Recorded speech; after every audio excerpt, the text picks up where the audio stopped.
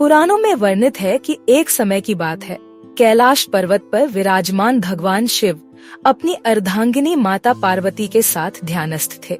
उनके चारों ओर शांत वातावरण था। मंदाकिनी की कलकल ध्वनि, बर्फ से ढके पर्वत और सच्चे भक्तों की भक्ति से गूंजती वायु उस स्थान को दिव्यता प्रदान करती थी। दक्षिण दिशा में मलयगिरी पर्वत के पास एक दिव्य स्थान था, जहां विद्याधरों का एक समूह वास करता था। ये सभी अत्यंत सुंदर, संगीत कला में निपुण और आकाश में उड़ने की क्षमता रखने वाले दिव्य प्राणी थे। उन विद्याधरों में से एक था चंद्रकेतु। चंद्रकेतु को अपनी रूप सज्जा, गान विद्या और योग्यता पर बड़ा अभिमान था। वह सदैव अन्य विद्याधरों से श्रेष्ठ बनने की चेष्टा करता था। एक दिन वह पुष्पक विमान जैसे दिव्य यान में बैठकर कैलाश की दिशा में उड़ चला, यह देखने कि स्वयं शिव भी उसकी प्रतिभा से प्रभावित होते हैं या नहीं। परंतु कैलाश के समीप पहुंचते ही उसे शिवगणों ने रोका। हे विद्याधर, यहाँ शोर या दिखावा नहीं चलता। यह तप और साधना की भूमि है, लौट जाओ। चंद्रकेतु क्रोधित हुआ और बोला, मैं कोई साधारण प्राणी नहीं, विद्याधरों का नायक हूँ। मैं जहाँ चाहूँ जा सकता हूँ। शिवगणों की अवहेलना देखकर भगवान शिव ने नेत्र खोले और केवल एक दृष्टि डाली। उसी क्षण चंद्रकेतु विमान से नीचे गिरा और उसका दिव्य स्वरूप नष्ट होकर वह एक सामान्य मानव के रूप में धरती पर गिर पड़ा। वह कांप उठा, हे प्रभु, यह क्या हो गया? तभी आकाशवाणी हुई, अभिमान का दंड है यह। जब तुम सेवा, तप और विनय को अपनाओगे तभी तुम्हें मुक्ति मिलेगी। उसी भूभाग में एक बार एक ब्राह्मण की कन्या थी, भानुमती। वह अत्यंत रूपवती, गुणी और शिवभक्त थी। परंतु एक बार उसने अज्ञानतावश एक वृद्ध सन्यासी का उपहास किया। उस समय वह बाल्यावस्था में थी। सन्यासी ने उसे देखा और कहा, कन्या, तू अत्यंत रूपवती है, परंतु इस सौंदर्य पर तुझे गर्व नहीं करना चाहिए। यह रूप एक दिन तुझे दुख देगा।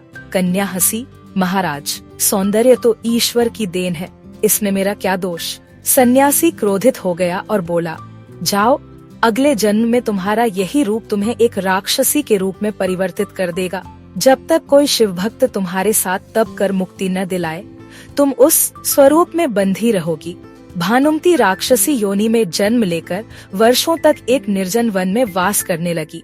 उसकी आत्मा शुद्ध थी, पर स्वरूप विकृत। वह शिव की आराधना करती रही, परंतु कोई साधक उसकी ओर आने से डरता। उधर मानव रूप में चंद्रकेतु भटकता हुआ उसी वन में पहुंचा। भूखा प्यासा और निराश वह एक गुफा में सो गया। तभी भानुमती, जो अब राक्षसी स्वरूप में थी, वहां पहुंची। परंतु जैसे ही उसने चंद्रकेतु को देखा, उसके हृदय में करुणा जागी। यह कोई साधारण मनुष्य नहीं लगता। उसने सोचा, इसमें तो दिव्यता की झलक है। चंद्रकेतु जागा और डरकर पीछे हटा। क्या है? कौन हो तुम? भानुमती बोली, डरो मत, मैं तुम्हें हानि नहीं पहुंचाऊंगी। मैं भी एक श्रापित आत्मा हूँ। यह मेरा असली रूप नहीं। मैं शिव की भक्त हूँ और केवल मुक्ति की प्रतीक्षा कर रही हूँ। चंद्रकेतु ने उसकी बातों पर विश्वास किया। वह वहाँ रुक गया और दोनों ने मिलकर शिव की आराधना शुरू की। वे प्रतिदिन रुद्राभिषेक करते, महामृत्युंजय मंत्र का जाप करते और तप में लीन हो जाते। वर्षों बीत गए, दोनों तप में लीन रहे। एक दिन अचानक आकाश प्रकाशमय हो उठा।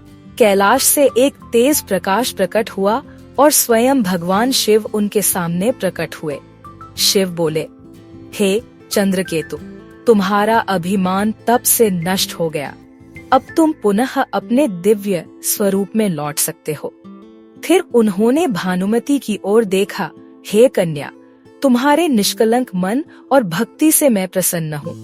तुरंत ही भानुमती का राक्षसी रूप समाप्त हो गया और वह पुनः सुंदर कन्या में परिवर्तित हो गई। उनके नेत्रों से आंसू बहने लगे।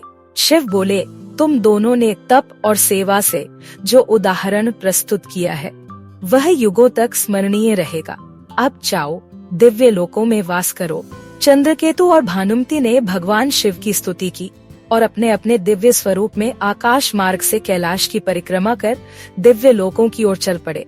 वन जहाँ उन्होंने तप किया था, आज भी भानुवन के नाम से जाना जाता है और वहाँ शिव मंदिर है, जहाँ लोग श्राप मुक्ति की कामना से पूजा करते हैं। इस कथा से यह स्पष्ट होता है कि शी ऐथ अभिमान चाहे कितना भी हो, भगवान शिव के समक्ष टिक नहीं सकता। श्रद्धा, तप और सेवा से कोई भी श्राप या बाधा दूर की जा सकती है। शिव करुणा मूर्ति है, वे सच्चे प्रेम और भक्ति से शीघ्र प्रसन्न होते हैं।